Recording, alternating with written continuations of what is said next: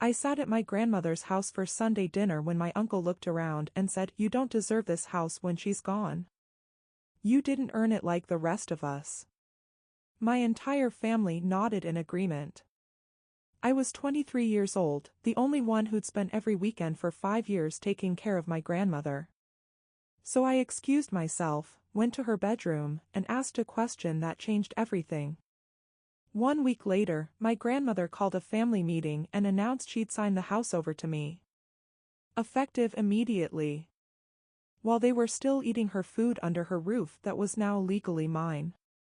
If you're watching this, hit that subscribe button and leave a like, because this story is about the moment my family's greed revealed their true colors, and how my grandmother made sure they never forgot it. November 2022. Savannah, Georgia.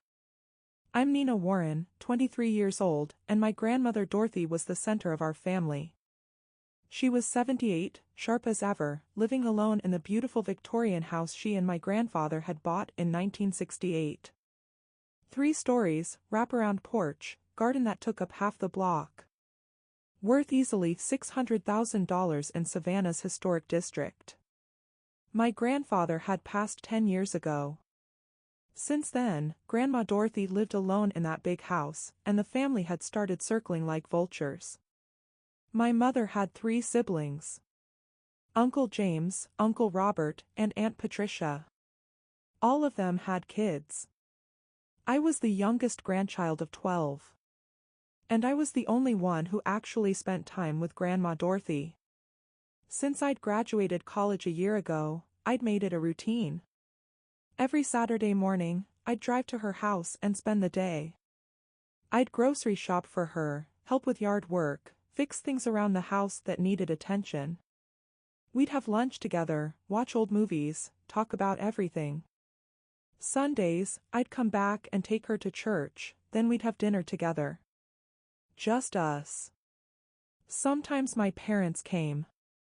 But my aunts and uncles? They showed up maybe twice a year. Christmas and Easter. That was it.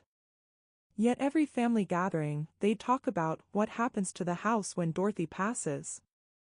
Never subtle. Never quiet. Just open discussion about dividing her assets while she was alive and sitting right there. It made me sick. That Sunday in November, the whole family gathered at Grandma Dorothy's for dinner. Some cousin's birthday, I can't even remember whose. 20 people crammed into her dining room and living room, eating food I'd helped her prepare that morning. After dinner, the adults gathered in the living room. I was cleaning up in the kitchen when I heard my Uncle James's voice. "We need to talk about the house," he said. "Mom's not getting any younger. We should have a plan for when the time comes." My grandmother's voice was steel. "I'm sitting right here, James. I can hear you." "I know, Mom. But we need to be practical. The house should be divided equally among your 4 children." "That's only fair." Uncle Robert chimed in. "It's a lot of house for one person anyway.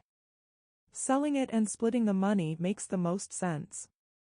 Aunt Patricia added, "We've all contributed to this family.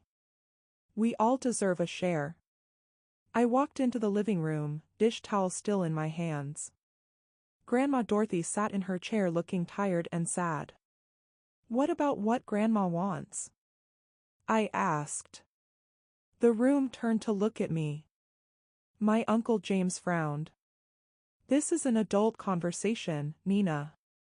I'm 23. I am an adult. If you've ever been dismissed by family who wanted your inheritance, hit that subscribe button and drop a like." Uncle Robert waved his hand dismissively. "You're young. You don't understand how estates work. I understand that you're talking about dividing Grandma's house while she's sitting right here listening. That's disrespectful." "Mind your business," Aunt Patricia snapped. "This doesn't concern you." "Actually," my grandmother said quietly, "I've been thinking about what happens to the house." "Good," Uncle James said. Then you understand we need a plan. I do. And I've decided that when the time comes, the house goes to Nina. The room went completely silent. You can't be serious, Uncle Robert said finally. I'm completely serious. Nina is the only one who's been here. The only one who helps me, who spends time with me, who treats me like a person instead of a bank account. Why would she get the house? Aunt Patricia's voice was shrill. She didn't earn it. We're your children. Earn it? My grandmother repeated. Nina has earned it every Saturday for 5 years. Where were you all during that time? We have jobs, Mom, Uncle James said. Busy lives. So does Nina. She has a job. But she still makes time every single week. She still shows up. That's not the same as being your child, Uncle Robert argued. You're right. It's better. Because she chose to be here. You were obligated and still didn't come. This is ridiculous, Aunt Patricia said, standing. You're going to give a $600,000 house to a 23-year-old who didn't contribute anything to this family? I looked at my aunt. I've contributed more time to Grandma in 1 year than you have in 10. That's the truth and you know it. You don't deserve this house, Uncle James said, pointing at me. You didn't earn it like the rest of us. My mother, who'd been silent until now, finally spoke. Nina does deserve it. She's been here when none of you were. But Mom, that's my mother. Our mother. She should be divided equally among us. No, my grandmother said firmly. She should go to the person who loved me enough to show up. That's Nina. The argument continued for another hour. My aunts and uncles getting louder, more insistent. My grandmother holding firm. Finally, everyone left angry. I stayed behind to help clean up. Grandma Dorothy looked exhausted. I'm sorry they're like this, I said quietly, washing dishes. Don't apologize for them, she said. They've shown me who they are. You've shown me who you are. I've made my decision. Are you sure? I asked. About the house? Because I don't need it, Grandma. I'm not doing this for a house. I know you're not, she said, hugging me. That's exactly why you should have it. That night, I drove home thinking about the dinner. About my uncle's words. You don't deserve this house. Like I'd been scheming for years to get an inheritance. Like I hadn't just genuinely loved spending time with my grandmother. The next morning, Grandma Dorothy called me. Can you come over? I need to ask you something important. I drove over immediately. She was sitting in her living room with papers spread on the coffee table. Sit down, sweetheart, she said. I sat. She looked at me seriously. What I said last night about you getting the house. I meant it. But I've been thinking. Why wait until I'm dead? What do you mean? I mean, I want to transfer the house to you now. While I'm alive. So I can see you have it and so your aunts and uncles can't contest anything after I'm gone. Grandma, I can't take your house. You can and you will. With one condition. What condition? I stay living here until I die. You own it, but I remain here as long as I'm able. This is still your home, I said. Always. Then we have a deal. She'd already contacted her attorney. Had papers drawn up. A transfer of property with a life estate for her. She'd own the right to live there until she passed, but the house itself would be mine. We can sign this week, she said. But only if you're sure. I'm sure, I said. Then let's do it. That week, we went to her attorney's office. Signed all the papers. Filed everything with the county. By Friday, the house was legally mine. My grandmother had a life estate. And I was now the owner of a $600,000 Victorian in Savannah's historic district. I was 23 years old. And I told no one. The following Sunday, Grandma Dorothy called another family dinner. Everyone came, probably expecting another argument about the house. We all gathered in the living room after eating. My grandmother stood up. "I have an announcement," she said. Oh no. Uncle Robert muttered. "Here we go." "Last week," she continued, "I transferred ownership of this house to Nina. It's done. Filed with the county. Legal and binding." "What?" Aunt Patricia stood up. "You can't do that." "I can and I did. Nina now owns this house. I have a life estate, which means I live here until I pass, but the house is hers." "You gave away our inheritance," Uncle James said, his face red. "Your inheritance was never guaranteed," my grandmother said. "This is my house. My decision. And I've made it." "You'll regret this," Uncle Robert said, looking at me. "When she dies and you're stuck with property taxes and maintenance you can't afford." "Actually," I said calmly, "I've already planned for that. I work in finance. I know exactly what the costs are and I can cover them." If this story is resonating, leave a like and tell me where you're watching from in the comments. "This is insane," Aunt Patricia said. "We're your children. We deserve something." "You deserve what you've earned," my grandmother said. "Which is nothing. You visit twice a year. You call when you need something.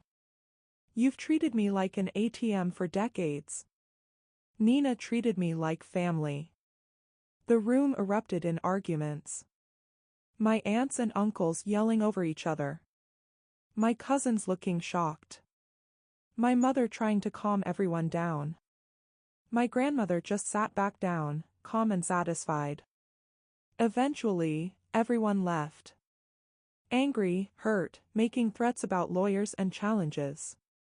But there was nothing they could do. The transfer was legal. The house was mine. Over the next months, my aunts and uncles tried everything. They hired an attorney who reviewed the documents and told them there was no case. Everything had been done properly. They tried to guilt my grandmother into changing her mind. She refused to even discuss it. They accused me of manipulating her, of scheming, of taking advantage of an elderly woman. My grandmother shut that down publicly on Facebook. "Nina didn't ask for anything. I gave it because she earned it through years of love and care.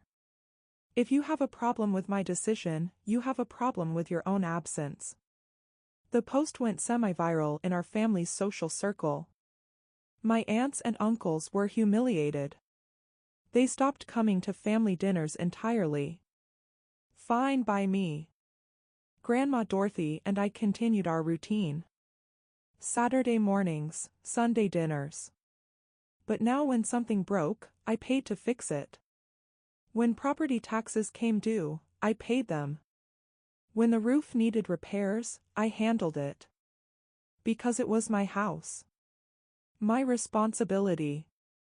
My privilege. My mother was the only one who stayed in touch. She apologized for not defending me sooner, for letting her siblings bully me. We rebuilt our relationship slowly. But her siblings? Done. Completely cut off. Christmas 2023, just Grandma Dorothy, my mother, and me. Quiet, peaceful, perfect. No arguing about inheritance. No greed. Just family who actually cared about each other. In June 2024, 18 months after the house transfer, my grandmother's health started declining. Nothing dramatic, just the slow decline of age. I moved into the house to take care of her full time. Took a leave from work, hired in-home nurses, made sure she was comfortable. My mother helped. My aunts and uncles didn't visit once. Even when I sent messages saying she was declining, that they should come say goodbye. Silence. My grandmother passed in September 2024, peacefully in her sleep. I was holding her hand. She was 79 years old. At her funeral, my aunts and uncles showed up dressed in black, crying performative tears. They tried to hug me. I stepped back from all of them. Don't, I said quietly. You don't get to cry now. You didn't come when she was alive and asking for you. Nina, Uncle James started. No. You told me I didn't deserve her house. You were wrong. I didn't deserve it because of the house. I deserved it because I loved her. Something you all forgot how to do. After the funeral, there was a will reading. My grandmother had left small amounts to each of her children. $5,000 each. Everything else, her savings, her jewelry, her personal effects, she left to me. My aunts and uncles were furious. But there was nothing they could do. I'm 25 now. I still live in my grandmother's house. My house. I've updated some things, kept others exactly as she had them. Her garden still blooms every spring. I sit on the porch in the evenings and think about our Saturday mornings. I don't regret anything. Not the time I spent with her, not accepting the house, not standing up to my family. They showed me who they were. Greedy, selfish, absent. And my grandmother showed me what real love looks like. It looks like someone changing their estate plan to protect the person who showed up. It looks like shutting down your own children to defend your grandchild. It looks like making sure the people who care are taken care of. My family told me I didn't deserve the house. So my grandmother made sure I got it anyway. And every day I live here, I prove them wrong. Thank you for watching. Hit that subscribe button. Leave a like. Tell me your story in the comments. Have you ever had family fight over inheritance while ignoring the person who actually cared? And remember, you can't inherit what you didn't value while it was alive. Show up. Be present. Love people while they're here. Everything else is just greed. Choose love. Always.